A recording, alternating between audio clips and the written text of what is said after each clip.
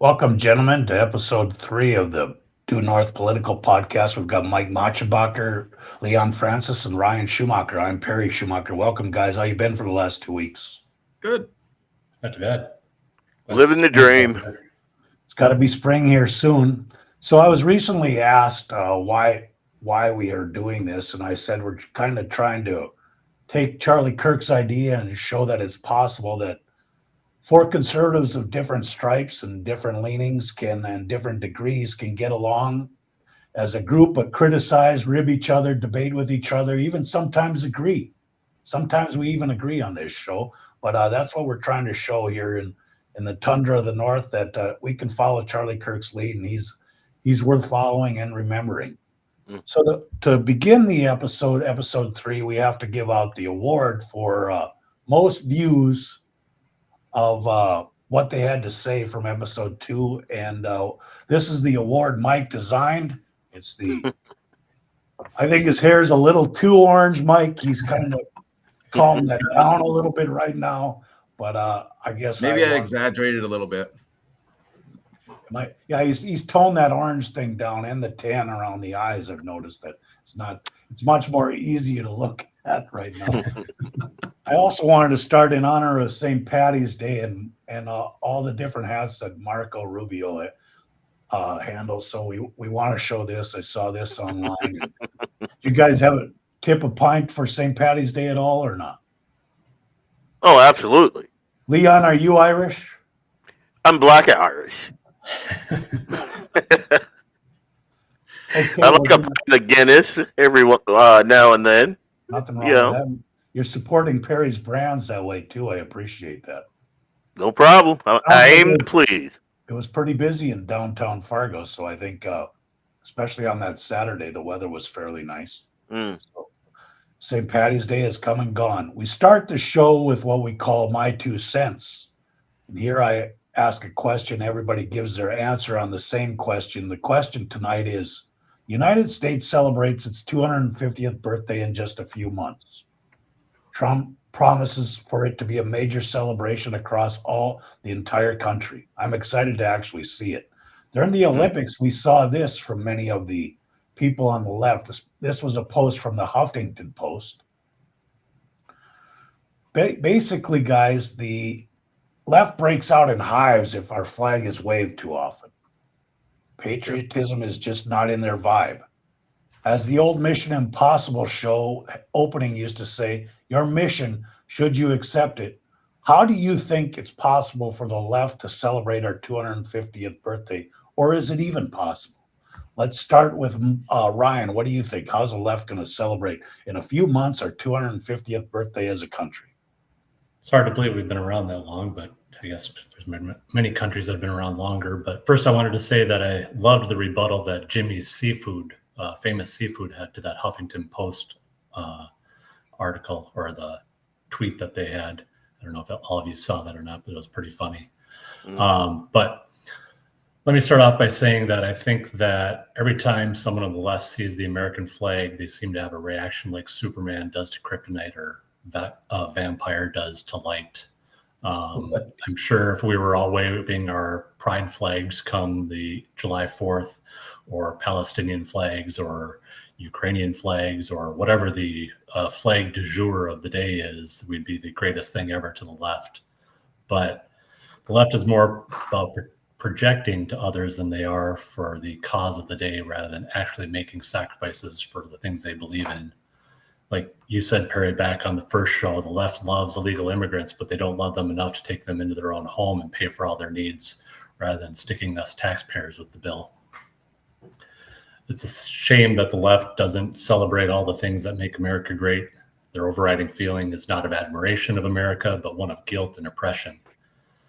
But getting back to the topic of the 250th birthday of the United States, I'm guessing there will be additional No Kings marches across the country, that various events that emphasize the systemic racism that the left feels perpetuate in this country. And I'm sure there will be many protests happening in the DC area as well around the main events there. But it all comes down to the Trump derangement syndrome on the left. He was never supposed to have been elected in 2016 and defeat the coronation of Hillary. He was never supposed to have survived the egregious prosecutions of him in order to be able to run again here in this past 2024. He was never supposed to have survived the salt in his life from 2 failed assassination attempts. And he was never supposed to have won again here in 2024. Every one of those things drove the left further into their TDS syndrome. And so everything that the man does now, the left has a problem with. That as well, they'll have a problem with him, protest anything he does to celebrate the 250th birthday. I mean, it's going to be a great time, but it is what it is from the left. Can you imagine a 250 celebration at, let's say, Mount Rushmore, and then outside the celebration they're going to have a protest? Yeah, the guy could cure cancer, and they would protest. Mike, what do you think of that question? What do you think is the possibilities? July 4th, only 3.5 months away. Well, I think I kind of hit this a little bit on our last podcast here, but I really don't think the entire left is going to lose their mind. It always seems to be, that the far left that grabs the most headlines, but I really don't think they represent 100% of Democrats. And I'd say it's 30% of the fringe left. They're definitely going to be out there protesting the 250th anniversary. But I do really think there are several reasonable Democrats that represent the majority of the left. And I think that is proven by that poll we talked about. I believe that was in the last show too, where even 70% of Democrats supported voter ID laws. So I really don't think, 100% of the Democrats are going to be out protesting, but for sure you are going to see large protests out there marching in the streets, and while we're celebrating, they're going to be complaining. They're not the loudest ones. The majority of, or on the left that you speak of, they're not the loudest ones, so they're not getting the headlines. Correct, right? Exactly what I'm trying to say. I wish they were the louder ones. I'd have more confidence in the country then if they were the louder ones. What do you think, Leon? Well, to kind of piggyback on Mike and Ryan, I agree with Mike.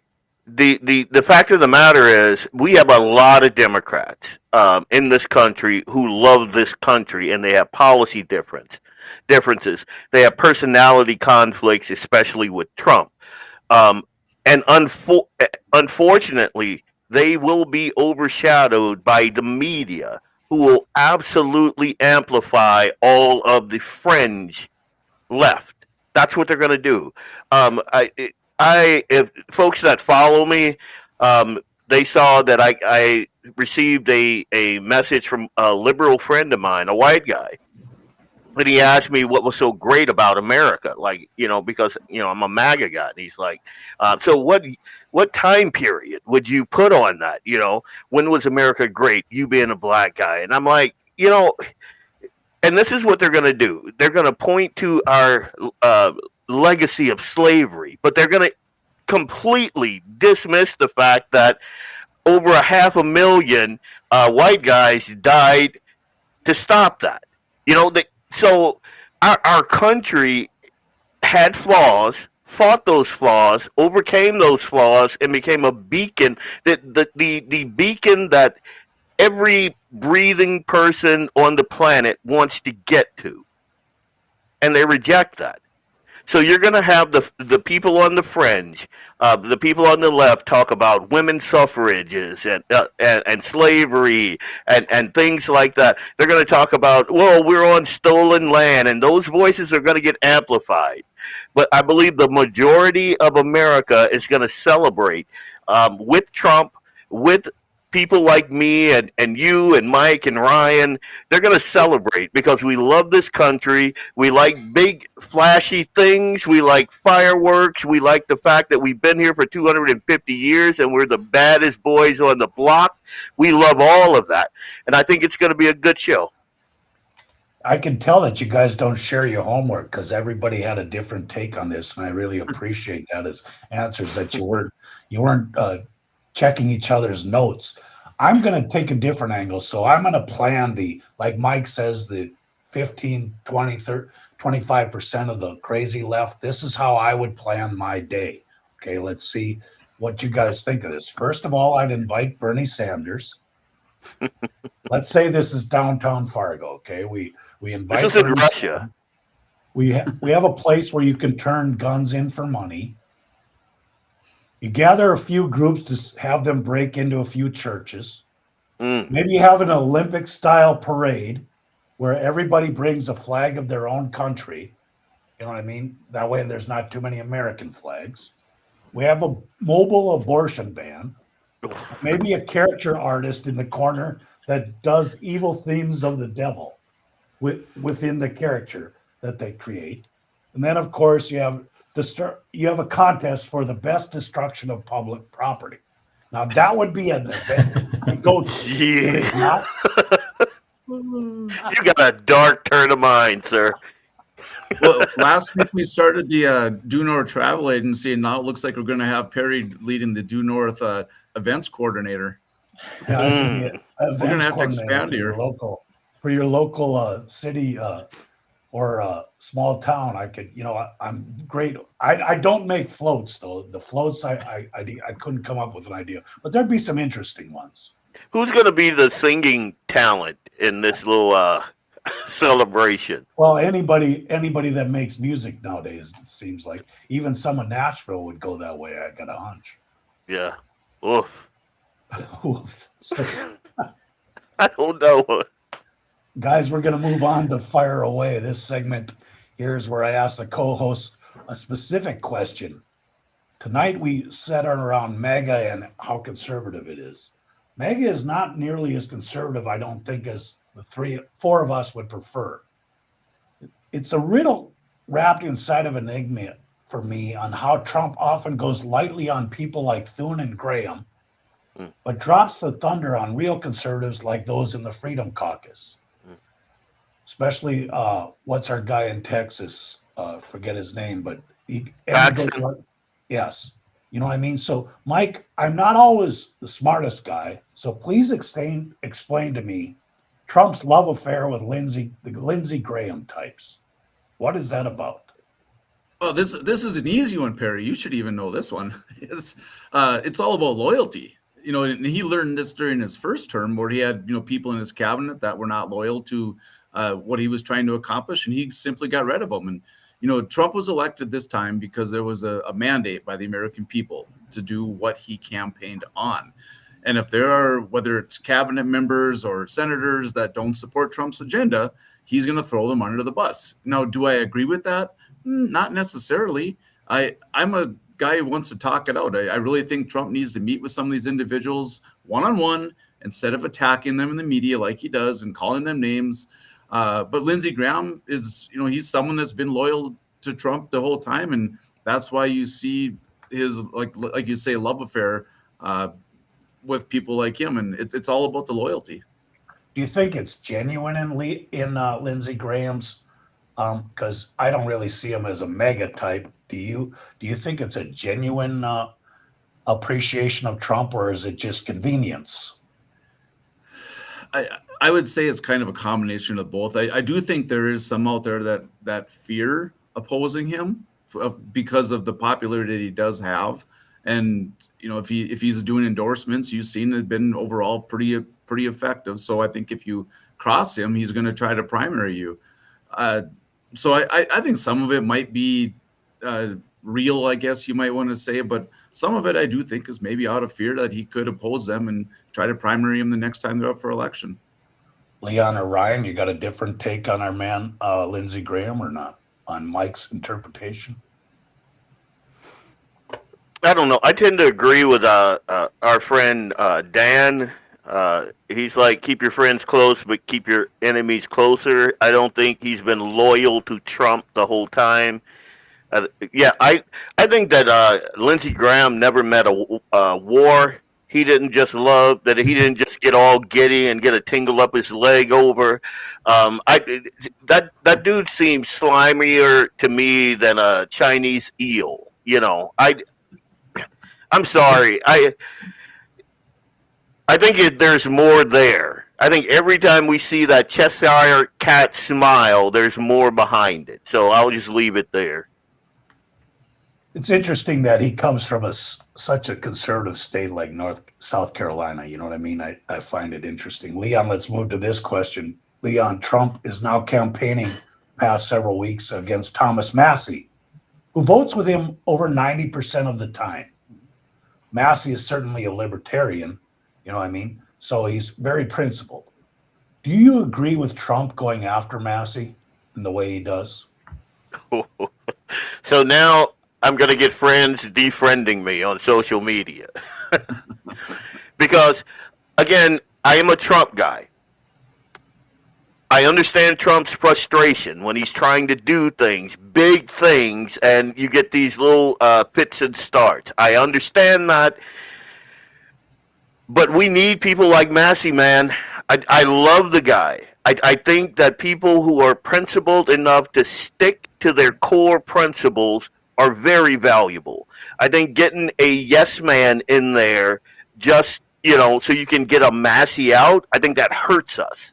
I think that's one of the reasons why it's so hard to elect go-getters and people that push policy uphill, especially in the political climate that we are in now, where everything seems to be backsliding. Nobody seems to want to put on the gloves and get in the ring. You take people like Massie out of the fight, what do we have? I mean, seriously. Well, I think if there were more people like him, we certainly wouldn't be $39 trillion in debt, would we?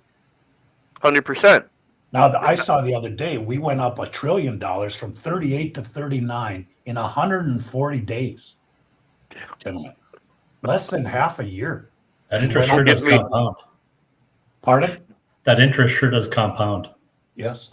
And they say $69 trillion in debt will be the number in 9 years. So this is where I'm much more conservative than Donald Trump is. Yeah.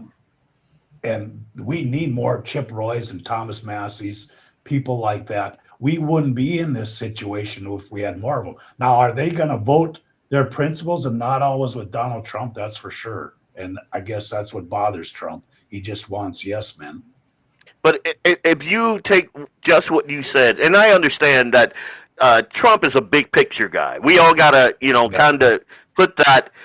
So when he's looking at a thing, he's looking at angles that we are not seeing. When I look at like our budget, our country, and that sort of thing, I see it through a Thomas Massie type, visage. We are in debt, dude. And it's not by a tiny amount. And like you said, we've just gone up $1 trillion. And I don't see anyone trying to rein that thing in. Because when that thing comes calling, it's going to be huge.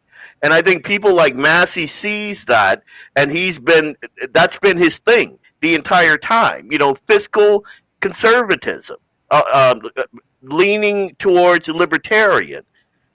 I cannot stress enough that I do not agree with Trump, supporting a primary over him. And I hope that the guys in Kentucky 4 realize how valuable Massie is. And I know a lot of my friends I can see right now, I like Massie and Paul, but they're totally inflexible. They're like steel. They need to bend a bit at time. Man, you you want people with steel in their spine to stand up for the things that you believe in, or we're going to end up calling our little boys little girls. That's how it happens. We talked about it before in past shows. Sometimes little wins are favorable too. And, you know, our group here, us four guys have known each other since 2008, 2010 period. And we talked about, was it 20 trillion at that time maybe? And we were all worried about it. You know, even Rush Limbaugh, before he passed away, said, I used to be worried about this debt stuff, but the number never seems to come calling. It seems to be able to grow, and we just keep going on. Ryan, you just mentioned interest rates. I think that's the big thing of the past few days. Like Trump has been playing yes, we're going to end the war. No, it's going to go, because the bond market, they can't have it, as I read it, over 4.5% because the interest rate on that debt is just too much to handle. And so he plays with that. But I don't know, $69 trillion in debt and not having any repercussions. It doesn't, I mean, my God, I don't even want to calculate. I'd have to use Excel to calculate what the interest payment would be on 4% on that. Ryan, maybe you're good at that, but you could probably do that out of your, but those are some big numbers. Yeah. You know, one of the viewers just posted there too. It says, do you believe it might be necessary to endure some pain in order to reap great rewards? And that's actually, exactly what I mentioned a little bit last time. Is that why I think both parties, everybody in DC sees the problem that we're so far in debt, but we're going to have to endure some pain to get that down. There's going to be less services, and I don't know if either party wants to be in charge when the voters start feeling that pain. So it's going to have to be a combined effort. But Say that again, Ryan. I said that doesn't get you reelected. Bingo. Correct. Well, what about the fraud? How about we just chip away at that thing? That's like the 5 billion pound elephant in the room. How about we just do that thing? Let me ask you, they said this week where it's between 30 and 40%. They're now thinking fraud in the federal government. Are we being robbed or are we broke? Which one are we? Robbed? You're being robbed. Robbed. I think we'd have a balanced budget if we eliminate the fraud. Oh, yeah. You still have to work on the $39 trillion in debt, but we would have a balanced budget. It's amazing how many people are going to the trough and just ripping us off. Yep. Just wait till it gets bad enough for us to implement austerity measures. Oh, talk about pain. This country will rip itself in two when that happens. And it could happen. Ryan, let me ask you, most MAGA bows the knee to Trump. He certainly has political capital. Why does he not use a more heavy hand with Republican leadership to get his agenda implemented by law rather than just using executive orders? I think there are a couple of things that play here between Trump and the legislative side in DC. Trump likes to start off using the heavy hand with a bunch of threats, but what he's really looking for is a deal. He's the king of deal making, or he feels he's the king of deal making. It's like his first book, it's The Art of the Deal. That's what Trump's been doing his entire life. And so we saw that with the tariffs when he originally slapped large amounts of tariffs on other countries. He just wanted to get them to the table. Once he received some concessions from them, the tariffs went down. So that's all Trump's looking for is a deal. But I think that he tries to take that same type of approach with Republicans in the Senate and the House. But we all know back, and I think it was Leon that alluded to this earlier, back in 2016 when he was first elected, there were a lot of Republicans working behind the scenes to undermine him. They never really liked him. I don't think they like him now to this day, some of them. He wanted to disrupt the natural order of things and still does, but and they will use Trump when they need to get their endorsement, because when it comes election time, without that mega coalition, a lot of these Republicans wouldn't get elected. They're just the legislators, Republicans and senators and representatives. They're just trying to bide their time over these span of 12 years with the 4 in the middle. But, a lot of senators think I only have to deal with the president for 8 years at most. I'm going to be here 12 years, 18 years, 30 years until I die while I get rich off the system and the taxpayer's dime.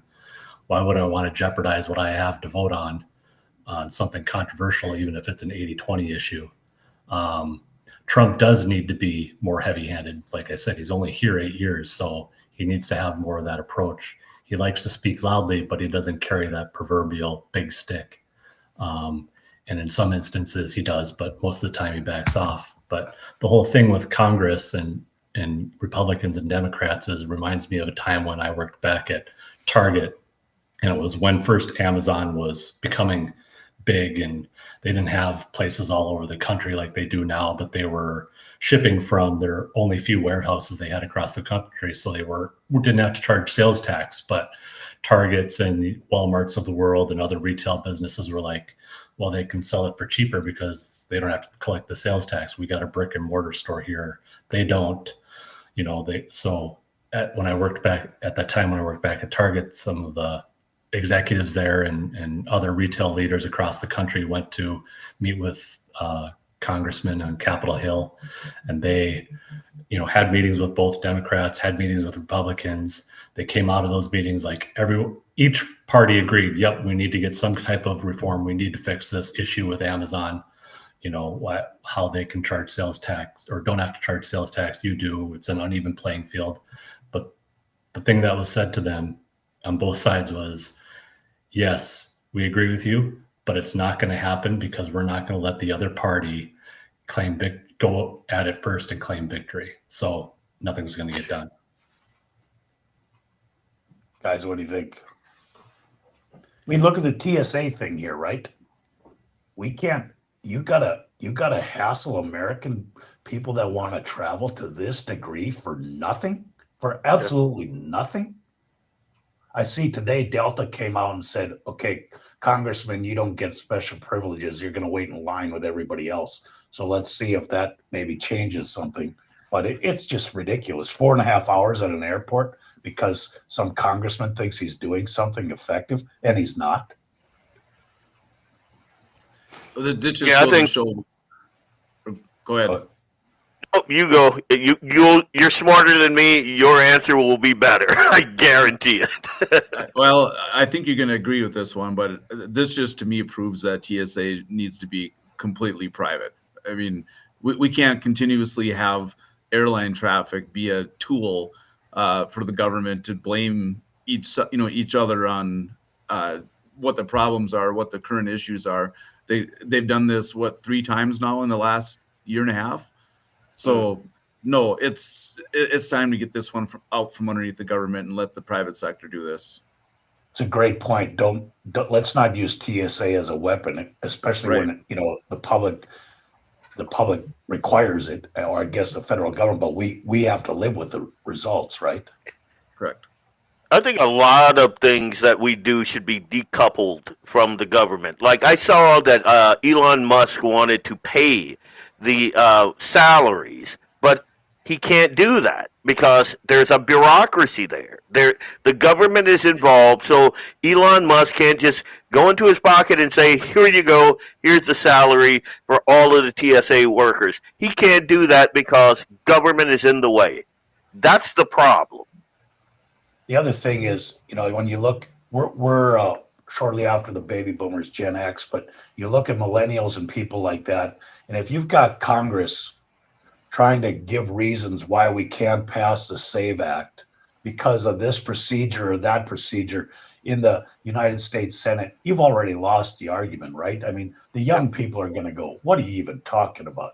You can't pass this when it's 80-90% approval rating because of some procedure? You're losing. You're losing then. Yeah, I've had a couple of discussions with the ICE raids in Minneapolis, and it kind of touches on what you were talking about right here. Like black folks in the ghetto, if the cops were coming into the ghetto to get Tyrone down the street because he was, selling drugs and he had a warrant and, that whole thing. And folks got out there and started yelling, hey, Tyrone, the cops are coming, yada, yada, yada. Everyone that interfered would be arrested. So when I look at things like what happened in Minneapolis or at the airport today, where people are actively, getting in there and mucking up the works, I think, wait a minute. why can't they just do something about this thing? And when you mention that about like young folks on an 80-20 issue, they're like, wait a minute, we have to do X, Y, and Z to just do this little piece of common sense thing here. That has been my mindset for like, I don't know, 10 years now. Why are we letting 20 million people in here? Why are there 100,000 Haitians and North Africans underneath that bridge in Texas, and our federal government under Biden forbade any drones from taking pic? Why are we doing that again? And no one in our government can do anything about it? That's a problem. We're being played, man. We can just talk about it a lot. That's what we get to do. We just get to talk about it. Folks, we'll move now to our Looky Here segment. This is the last segment of the show. Each of the guys here, the co-hosts, we try to find something online that we passed our vision. We noticed it on things we see on social media and maybe you missed. So we want to bring them to your attention. We call it our Looky Here segment. We're going to start with Leon. Leon, what is your Looky Here segment about? Well, Afro Man, pound cake. Oh, sorry. Wrong one. Now, I'm going to keep this short and sweet.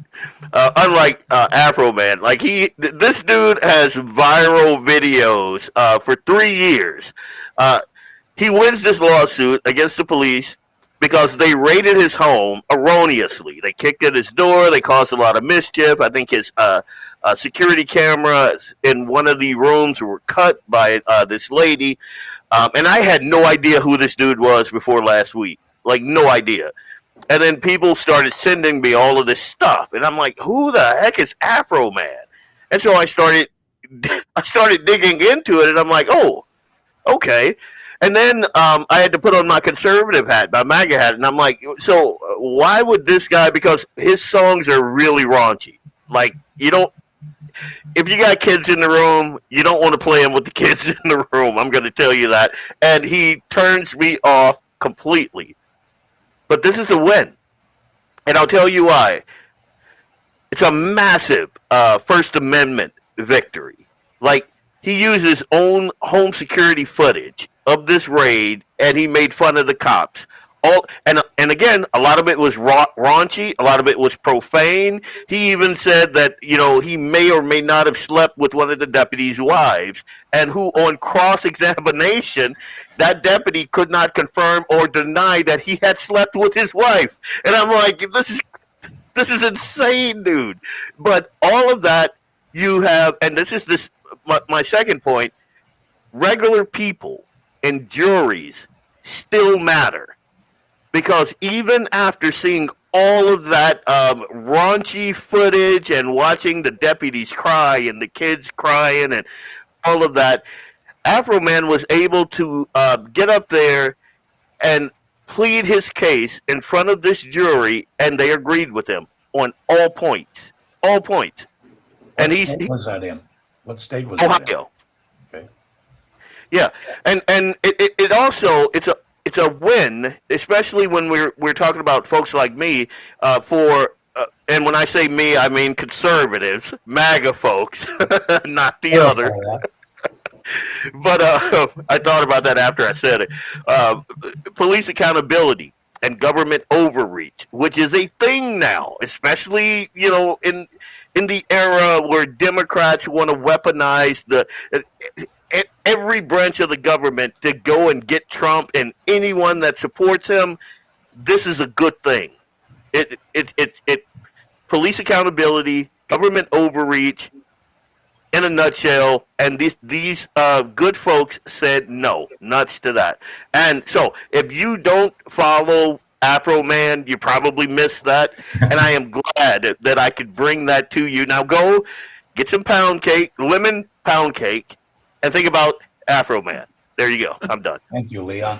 Ryan, we're going to move to you on your Looky Here suggestion. Do you want me to show the graph, or do you got to explain it? Or Me, you said Ryan, so I have the picture.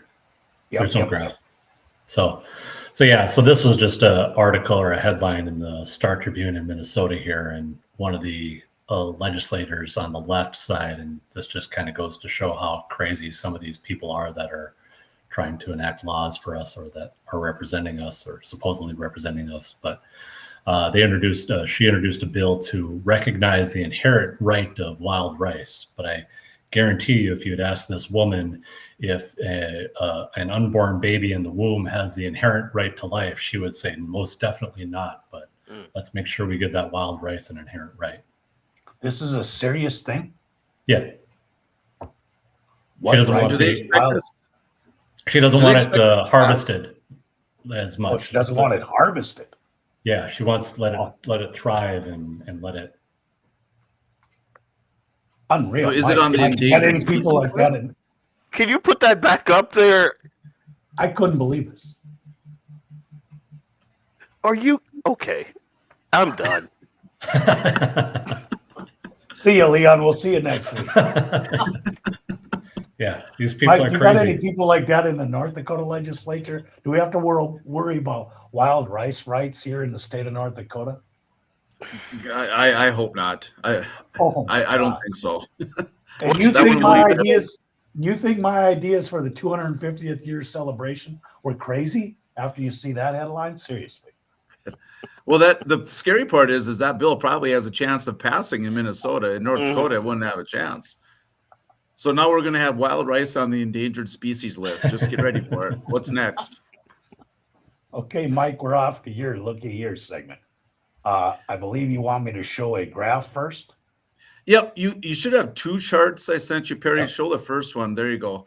Okay, so what this chart was posted on Facebook. I noticed it last week. Dustin Goverlow of the North Dakota Watchdog Network. I think you all know him. So I'm going to give him full credit for this chart. But what it is, it's a Venn diagram Venn diagram, not yen. Venn You're diagram, what it Norwegian? describes. Yeah, maybe it says a yen diagram. I'm not sure. But it's all the different factions of Republicans. And he's listed about 20 different factions of different types of Republicans that he has there. And there's probably about 200 of them.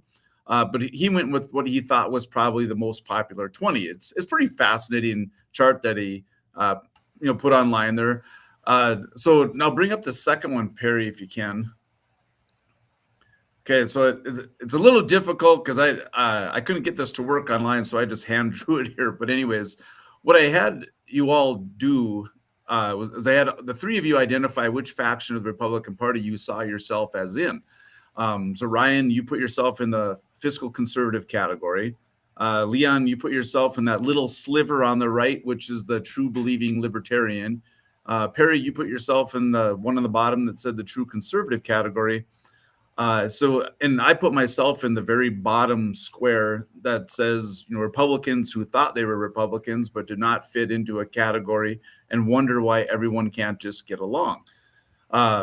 So I'm actually in one of the 180 categories that Dustin left out, which is the fiscal and social conservative who supports a limited government that should only provide services that the private sector cannot, and supports almost all of Trump's policies, but wishes that somebody would take away his Twitter account because every time he speaks, he can't get over himself. And I wish he would just be a little more humble camp. That's where I'm at. And maybe Dustin just couldn't get that one in one of those little circles, but that's kind of where I'm at. But It would be a little difficult. you think so? Well, hey, I've known Dustin for a long time. He's pretty talented. I think he could pull it off. But the point I want to make in this chart is this. So as you can see on the left side, I drew a black line on the left of each of our charts there. So even though all four of us are in different factions of the Republican Party, there's a common denominator for all four of us. And that is the fact that all of us are on the right side of that line. And this means we are all on the same team. We are all on Team Republican. And like Perry mentioned earlier, we're never going to agree on 100% of things, but we are all playing on the same team. And we realize that our goal is victory and our opponent is whatever is on the left side of the dark line. And to win, we need to work together and not be out there criticizing or calling names or throwing each other under the bus. By working together, I really think we can win this game. But if we're divided and don't support each other, we're going to lose. There's just no way about it. So I really, think you can compare it to a football game, where the running backs might think that you need to run the ball more and the wide receivers might think you need to throw the ball more. But overall, the person who makes the decisions is the coaching staff, and they need to respect the decisions. Otherwise, you may as well be playing for the other team. And, I really believe that everyone on the right side of that line, who's never going to agree 100% everything, but they need to sit together and everyone needs to give a little and take a little and slowly work to move that needle to the right just a little bit at a time. And anytime you move that needle just a hair to the right, that's a victory. That's not a loss. And, you can't throw the Hail Mary every time and think that it's going to work. It might work 1 out of every 50 times or so.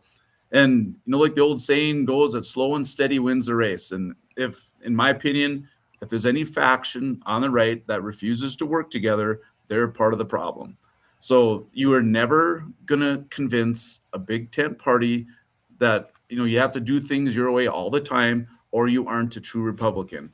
It's going to take teamwork. And like Charlie Kirk said, the moment we stop talking, democracy dies. And I really don't think there's a truer statement. And there, my rant is over. You guys can go on from I have there. a question. Yes, sir. Because I'm a thinker. So who's the coaching staff before in the primary season? Is that the constituent?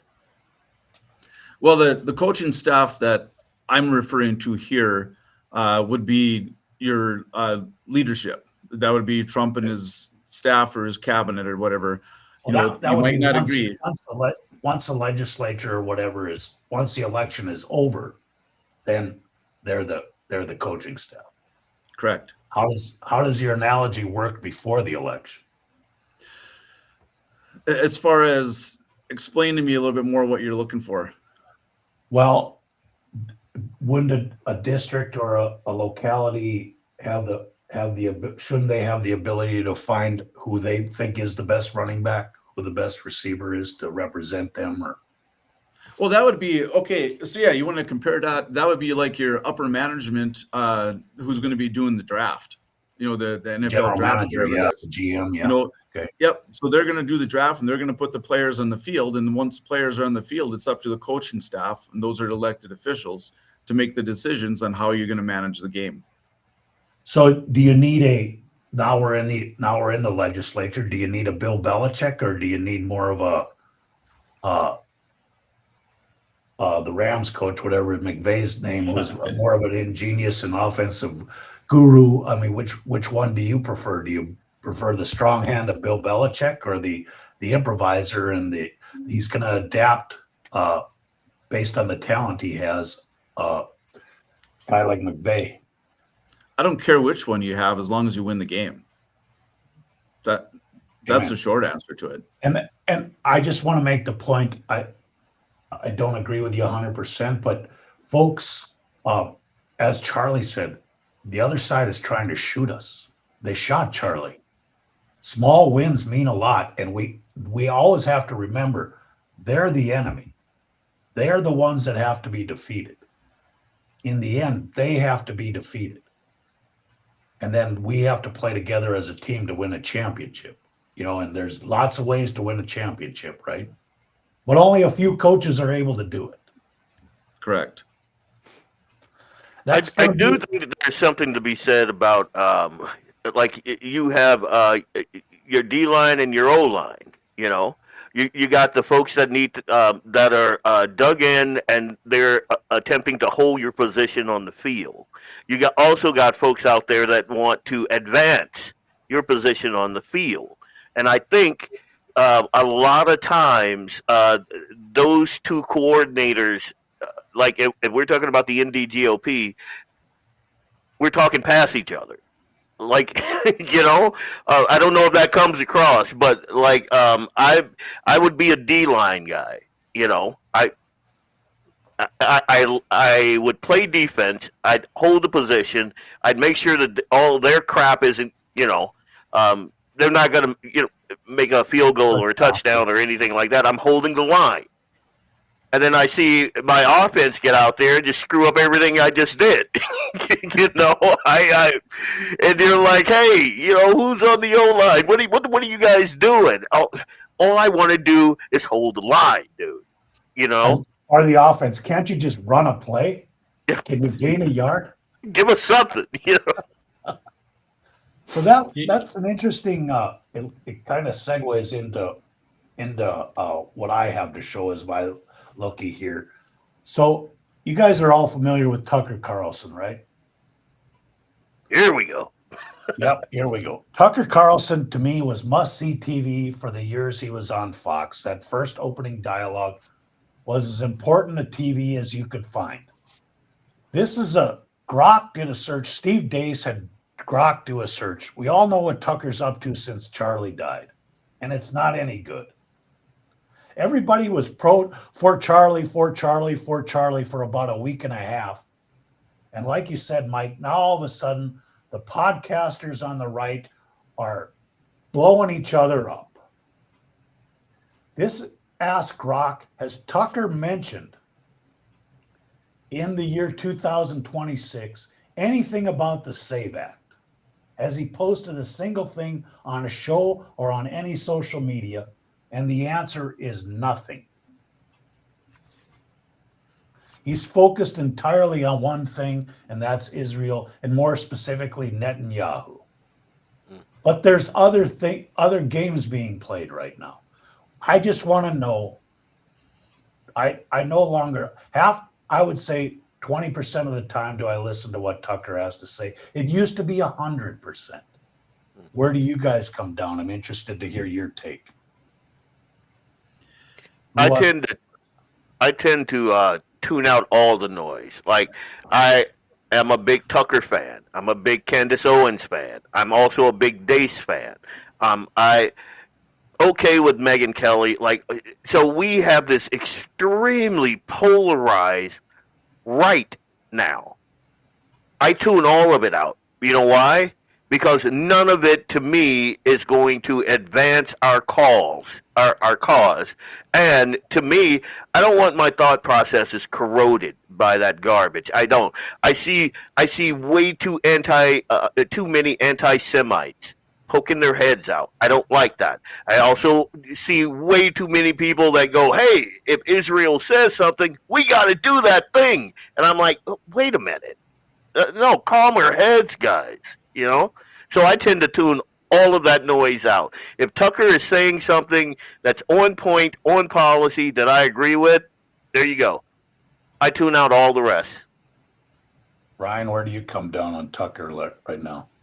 I think kind of along the lines with Leon, that after Charlie Kirk's passing, there's been this void of kind of, he led a movement, he had a cohesive message, and now everybody's trying to fill that void and capture that audience, if you will. But the way some of them are going about it is completely extreme and way off. Like it makes no sense what some of these things that these people are saying. And so, like Leon said, it's just a lot of noise at the moment. But so Tucker said yesterday that Sharia law is much more successful than what we're seeing in American cities, and we ought to take some lessons from that. I mean, I'm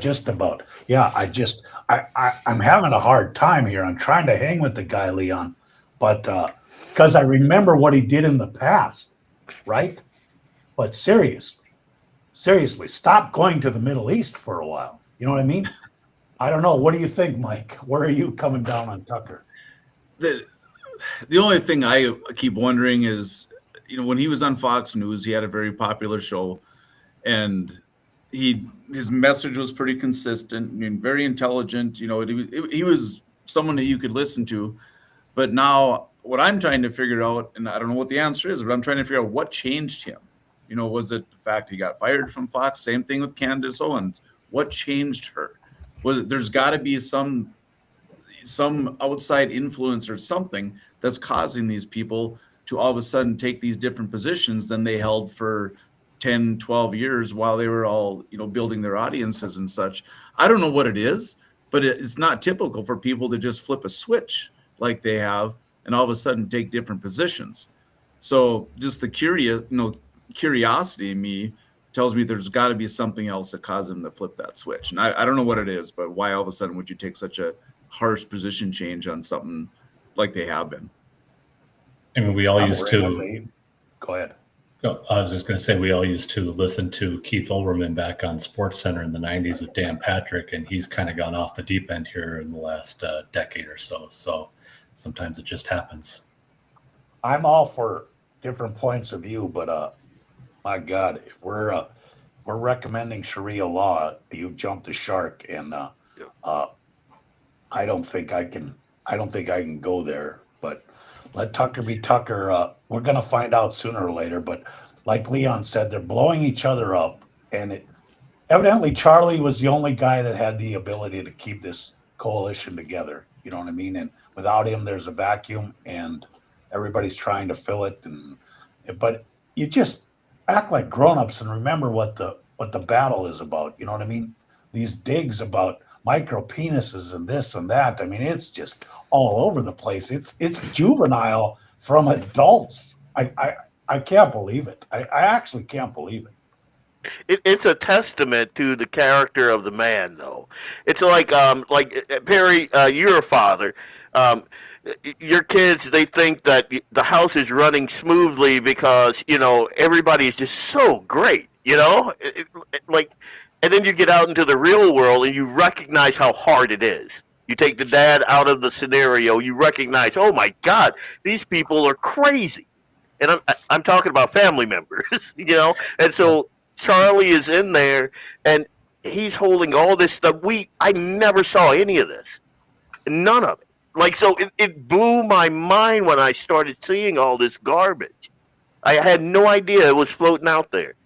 Mike, I wonder if you're almost down the right path. Maybe they always felt this way about each other, but they kept it private. You know what I mean? And now somebody fired one across the bow, and now it's Katie, bar the door. We're gonna air this all in public. I think when you have that type of carry, people listening to you by the millions, you got to keep some of this behind the scenes. You know what I mean? And you just don't air all the dirty laundry to the public.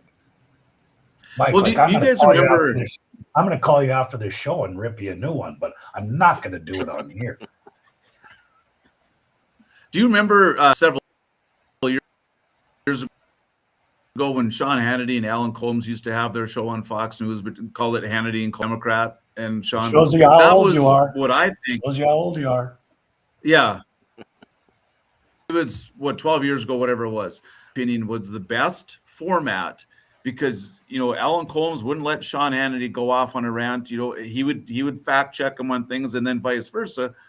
Sean would catch Holmes on them ones too. And if you had a platform like that for a show where you're not going to allow like what's happened with Tucker and Candace, who now they're all on their own, and even all podcasters, you can't have the same or people of different opinions on a show anymore because all they're going to do is talk over each other. That's you can't have 5 or 6 people that are coming from completely different sides of the aisle because nothing gets accomplished. If you had 2 people like they had in, they use the argument on just asking questions. Well, sometimes they're such stupid questions that they shouldn't be asked.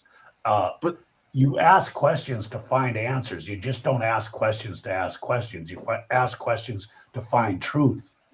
And that should be the reason you ask the question, not just to ask questions. No, you're absolutely right. But I want to see everything fact checked, instantly fact checked. Maybe we need to institute AI into everybody's podcast or everybody's news shows. Even that stuff's corrupt. Stuff's corrupt. The left used to have instant fact checkers at CNN all over the place, and we know how well that went. They were all correct. They were cooking the books. They were standing in front of a building on fire, saying this is a mostly peaceful riot. So that's right. I remember that. It's called GIGO, garbage in, garbage out. The most trusted voice in news, or whatever their logo was, or their saying was at the time. Buildings burning behind them. Okay, guys, we got to call it a night. Thank you for episode 3. We'll be back in a couple Tuesdays from now for episode 4 of the Due North Political Podcast. Have a good evening, gentlemen. Thank you, Eric. Thanks, you too.